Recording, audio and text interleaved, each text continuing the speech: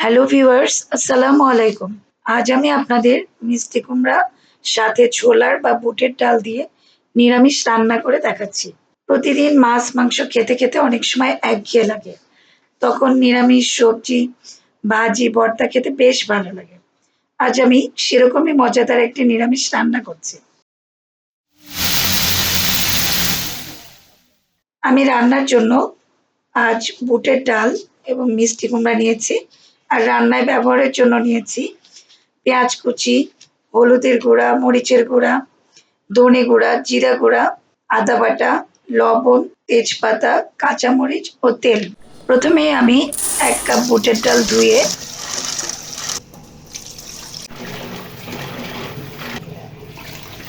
১.৫ litre পানি দিয়ে সিদ্ধ দিলাম। আঁচটা মাঝারি রেখেছি। এরপর মিষ্টি কুমড়া নিয়ে খোসা ছাড়িয়ে এভাবে কিউব করে বা চৌকো করে ৩ কাপের মতো কেটে নিলাম। তারপর মিষ্টি কুমড়া ধুয়ে রেখে দিলাম। ২০ মিনিট পর ডাল মোটামুটি সেদ্ধ হলে নামিয়ে রাখছি। ডালের পানিও কিন্তু শুকিয়ে গেছে। ডালের পানি থাকলেও সেটা ফেলবো না। আপনারা প্রেসার কুকারে ৪টি শিস দিয়ে ডাল সিদ্ধ করে নিতে পারেন। এখন আমি একটি প্যান নিয়ে তাতে ৫ টেবিল চামচ তেল গরম করে নিলাম।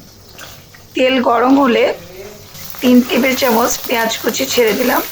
পেঁয়াজ একটু ভাজা হলে আমি ১ চা চামচ হলুদ গুঁড়া, ১ টেবিল চামচ মরিচের গুঁড়া, ১.৫ চা চামচ ধনে গুঁড়া, ১ টেবিল চামচ আদা বাটা দিয়ে মশলাটা অল্প একটু পানি দিয়ে কষিয়ে নিচ্ছি। এই ৩ মিনিটের মতো।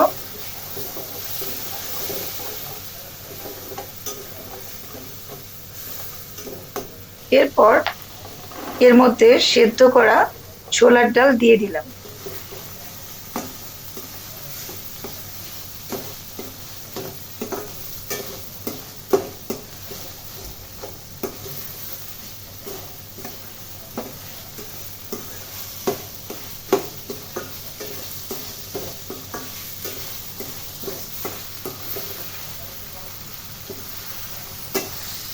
এবার ১ টেবিল চামচ লবণ এবং ২টি তেজপাতা দিয়ে ডাল খুব ভালো করে কষিয়ে নিচ্ছি ৪-৫ মিনিটের জন্য।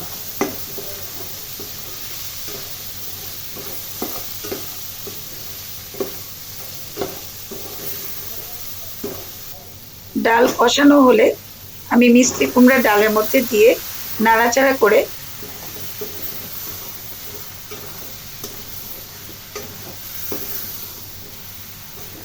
৪-৫টি কাঁচামরিচ ফালি দিলাম।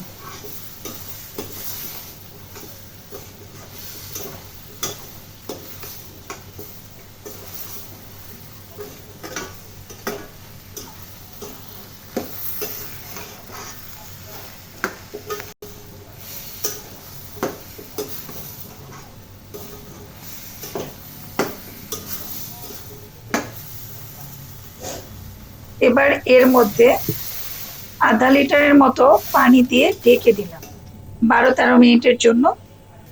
আঁচটা মাঝারি রেখেছি। মিষ্টি কুমড়া সেদ্ধ হলেই নামিয়ে ফেলবো। ১০-১২ মিনিট পরে ফিরলাম। দেখে নিচ্ছি মিষ্টি কুমড়া সেদ্ধ হয়েছে কিনা। সেদ্ধ হয়ে গেছে। এবার ১.৫ চা চামচ জিরা গুঁড়া দিয়ে একটু নেড়ে চেড়ে নামিয়ে ফেলছি। নামানোর আগে ১ চা চামচ চিনিও দিতে পারেন। যেহেতু আমার মিষ্টি কুমড়া বেশ মিষ্টি ছিল তাই আর চিনি ব্যবহার করিনি। তাছাড়া এখানে ১ চা চামচ গোলমরিচ গুঁড়াও ব্যবহার করতে পারেন। আশা করি আপনাদের রেসিপিটি সহজ এবং ভালো লেগেছে। ভালো লাগলে আমার চ্যানেলকে সাবস্ক্রাইব করুন। আশা করি আপনাদের রেসিপিটি সহজ এবং ভালো লেগেছে। ভালো লাগলে প্লিজ আমার চ্যানেলকে সাবস্ক্রাইব করুন ও পাশে থাকা বেল আইকনটি চাপুন। আর যারা ইতিমধ্যেই সাবস্ক্রাইব করেছেন তাদের অসংখ্য ধন্যবাদ। সবাই ভালো থাকবেন। আল্লাহ হাফেজ।